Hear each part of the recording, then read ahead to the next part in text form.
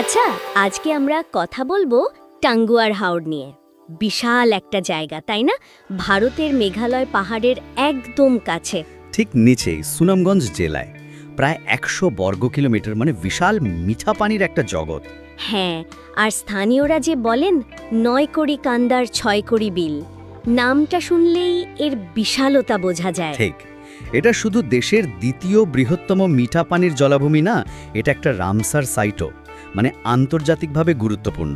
আর পরিবেশগতভাবে সংকটাপন্ন এলাকা বা ইসিএ হিসেবেও তো ঘোষণা করা হয়েছে। তো আজকের আলোচনায় আমরা এর নানা দিক নিয়ে কথা বলবো, মানে ওখানে ঘুরতে গেলে কেমন অভিজ্ঞতা হতে পারে সেটা একটু বোঝার চেষ্টা আর কি। হ্যাঁ, আর দেখুন এর গুরুত্বটা কিন্তু শুধু সৌন্দর্যে আটকে নেই। টাঙ্গুয়ার হাওরে প্রায় ১৪০ প্রজাতির মাছ পাওয়া যায়। একে একটা মাদার ফিশারিও বলা হয়।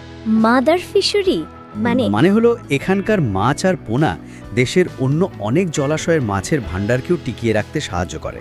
ও আচ্ছা আচ্ছা, দারুণ তো। তাছাড়া ধরুন ১২ প্রজাতির ব্যাঙ, ১৫০র বেশি ধরনের সরীসৃপ, আর শীতকালে তো এলাহি কাণ্ড, প্রায় ২৫০ প্রজাতির অতিথি পাখি আসে। ২৫০ প্রজাতি, ভাবা যায়। হ্যাঁ, আর মেঘালয় থেকে যে প্রায় ৩০টার মতো ঝর্ণা বা ছড়া এসে মিশেছে হাওড়ে, ওগুলোই এর প্রাণ, জীববৈচিত্র্যকে মানে দারুণভাবে বাঁচিয়ে রেখেছে। আচ্ছা, তাহলে এই যে বিশাল জলের রাজ্য, এটার আসল রূপ দেখতে যাওয়ার জন্য সেরা সময় কোনটা, আর মানে কিভাবে যাওয়া যায়? দেখুন, বর্ষাকালটা মানে ধরুন জুন থেকে অক্টোবর, এই সময় হাওড় একদম পানিতে পরিপূর্ণ থাকে। চারদিকে শুধু পানি আর পানি। ওই বিশালতাটা উপভোগ করার জন্য এটাই সেরা সময়। তবে শীতকালেও কিন্তু যাওয়ার মজা আছে। তখন পানি কিছুটা কম থাকে, বিলগুলো দেখা যায়, সবুজ মাঠ চোখে পড়ে, আর অবশ্যই অতিথি পাখি। হ্যাঁ, অতিথি পাখি তো একটা বড় আকর্ষণ। আর শিমুল বাগান, ওটার কথাও তো শুনি। ঠিক, বসন্তে যখন ওই ১০০ বিঘার বিশাল শিমুল বাগান লালে লাল হয়ে যায়, সে এক দেখার মতো দৃশ্য। আচ্ছা, যাওয়াটা কিভাবে? ঢাকা বা সিলেট থেকে তো সুনামগঞ্জ যাওয়া যায় সহজে বাসে, তারপর? হ্যাঁ, সুনামগঞ্জ শহর থেকে লিগুনা বা সিএনজি বা বাইকে করে তাহিরপুর ঘাট, ওখান থেকেই সাধারণত নৌকা ভাড়া করতে হয় হাওড়ের জন্য। এটা হলো গিয়ে মানে প্রচলিত রাস্তা। আচ্ছা। তবে হ্যাঁ, এখন তো অনেক আধুনিক হাউসবোট হয়েছে। এগুলোর বেশিরভাগই কিন্তু সুনামগঞ্জ শহরের সাহেববাড়ি ঘাট থেকে ছাড়ে, অথবা নেত্রকোনার মোহনগঞ্জের মধ্যনগর ঘাট থেকেও ছাড়ে কিছু বোট। ও, তাহলে তো আর তাহিরপুর যাওয়ার দরকারই পড়ছে না সব সময়। না, অনেক ক্ষেত্রেই না। বুকিং দেওয়ার সময় একটু জেনে নিলেই হয় যে বোট কোথা থেকে ছাড়বে। আর হ্যাঁ, সিলেট পর্যন্ত ট্রেনে বা প্লেনে এসে বাকিটা বাসে বা গাড়িতে সুনামগঞ্জ আসা, এটাও একটা অপশন। দারুণ। এত সুন্দর জায়গা, দেখার মতো জিনিস তো অনেক নিশ্চয়ই। ওই যে ওয়াচ টাওয়ারের কথা বললেন, নীলাদ্রি লেক। হ্যাঁ হ্যাঁ, হাওরের ওই দিগন্ত জোড়া জলরাশি দেখাটাই তো আসল। ওয়াচ টাওয়ার থেকে চারপাশের একটা সুন্দর ভিউ পাওয়া যায়, আর ওটার কাছে বেশ স্বচ্ছ পানি, গোসল করার জন্য দারুণ। আর নীলাদ্রি লেক, যেটাকে বাংলার কাশ্মীর বলে অনেকে। ঠিক, শহীদ সিরাজি লেক। ওটার পানি আসলেই বেশ নীল, শান্ত পরিবেশ, পাশে টিলা, ওখানে কায়াকিংও করা যায় এখন, বেশ জনপ্রিয়। বাহ। আর জাদুকাটা নদী বা ওই শিমুল বাগান?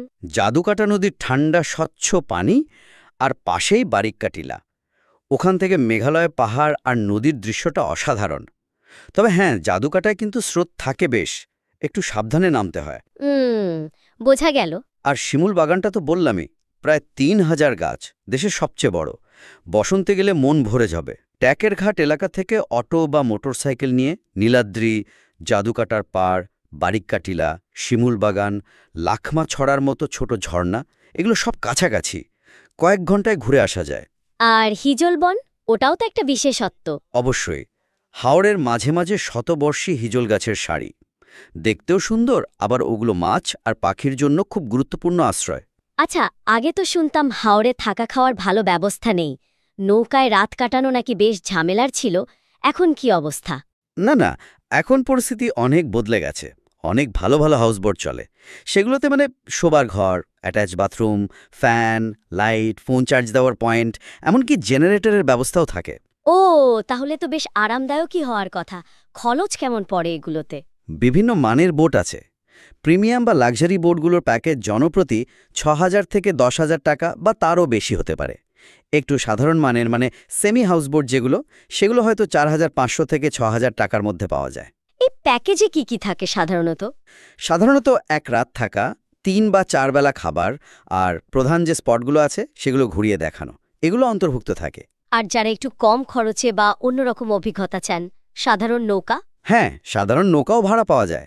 মাছ ধরার নৌকা বা একটু বড় ট্যুরিস্ট নৌকা। সাইজ আর সুবিধার উপর নির্ভর করে প্রতিদিন ভাড়া 2,500 থেকে 10,000 টাকা বা তারও বেশি হতে পারে। সেক্ষেত্রে থাকা খাওয়ার ব্যবস্থা? ওইটা নিজেদের ব্যবস্থা করতে হয়। মানে নৌকা ভাড়া করার সময় মাঝির সাথে কথা বলে নিতে হয়। বাথরুম, বিদ্যুৎ এগুলো সাধারণ নৌকায় থাকে না বললেই চলে। তাহিরপুর বাজার থেকে দরকারি জিনিস, খাবার কিনে নিতে হয়। বাবুর্চি নিলে সে রান্না করে দেয়। আচ্ছা, তার মানে হাউসবোট নিলে সুবিধা বেশি কিন্তু খরচও বেশি, আর সাধারণ নৌকায় খরচ কম কিন্তু খাটুনি আছে। ঠিক তাই। আর একটা কথা, পিক সিজনে বা ছুটির দিনে গেলে কিন্তু হাউসবোট আগে থেকে বুকিং না দিয়ে গেলে পাওয়া মুশকিল। সেটা ঠিক। আর খাবার হাউসবোট প্যাকেজে না থাকলে? তাহিরপুর বাজার থেকে কিনে নিলেই হবে। বাবুর্চিকে দিলে তারাই রান্না করে দেয় সাধারণত। হাওরের তাজা মাছ, বিশেষ করে বোয়াল, আইর বা হাঁসের মাংস এগুলো খুব জনপ্রিয়। ওখানকার রান্নার স্বাদটাই অন্যরকম। বুঝলাম। এত সুন্দর একটা জায়গায় ঘুরতে গেলে তো কিছু বিষয়ে সতর্ক থাকাও দরকার, তাই না? আর কিছু দায়িত্ব নিশ্চয়ই আছে। অবশ্যই অবশ্যই। প্রথমত নিরাপত্তা। দেখুন, হাওরে বা নদীতে নামলে সাঁতার জানলেও লাইফ জ্যাকেট পরাটা মাস্ট, বিশেষ করে জাদু কাটার মতো স্রোতওয়ালা নদীতে। একদম ঠিক। ভেতরে থাকতে হবে। হ্যাঁ, এটা খুব জরুরি পয়েন্ট। দল বেঁধে গেলে খরচটা ভাগ হয়ে যায়, সুবিধা হয়। আর যে কোনো কিছু ভাড়া করার আগে, মানে নৌকা হোক বা বাইক, ভালো করে দরদাম করে কি কি সুবিধা পাওয়া যাবে জেনে নেওয়া ভালো। ঠিক। আর পরিবেশের ব্যাপারে কি বলবেন, যেহেতু এটা এত সংবেদনশীল একটা এলাকা? এটা আসলে সবচেয়ে গুরুত্বপূর্ণ বিষয়।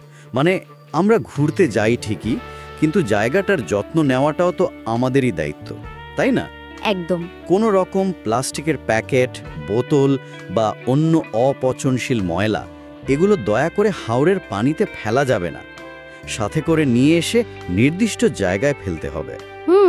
মাছ ধরা, পাখি বা অন্য কোনো বন্যপ্রাণীকে বিরক্ত করা বা ধরা এগুলো একেবারেই করা যাবে না। এটা আইনত দণ্ডনীয়ও বটে। জলাবনের গাছপালার কোনো ক্ষতি করা যাবে না। আর জোরে গান বাজানো বা রাতের বেলা অতিরিক্ত আলো যেটাও এড়িয়ে চলা উচিত। ওখানকার শান্ত পরিবেশ আর বন্যপ্রাণীদের জীবনচক্রে বাধা দেওয়া ঠিক না। আর হ্যাঁ, সাথে পাওয়ার ব্যাংক, রোদ বৃষ্টির জন্য ছাতা বা রেইনকোট, মশা তাড়ানোর স্প্রে বা লোশন, দরকারি ঔষধপত্র, টর্চ লাইট, সানগ্লাস আর সহজে শুকায় এমন কিছু কাপড় এগুলো রাখলে ভ্রমণটা আরামদায়ক হয়। বাহ, সব মিলিয়ে তাহলে টাঙ্গুয়ার হাওর একটা অসাধারণ অভিজ্ঞতা দিতে পারে। একদিকে বিশাল জলরাশি, তার পেছনে মেঘালয় পাহাড়, সমৃদ্ধ জীববৈচিত্র্য, আবার স্থানীয় জীবনেরও একটা ছোঁয়া পাওয়া যায়। নিঃসন্দেহে এটা শুধু একটা ঘোরার জায়গা নয়, এটা আমাদের দেশের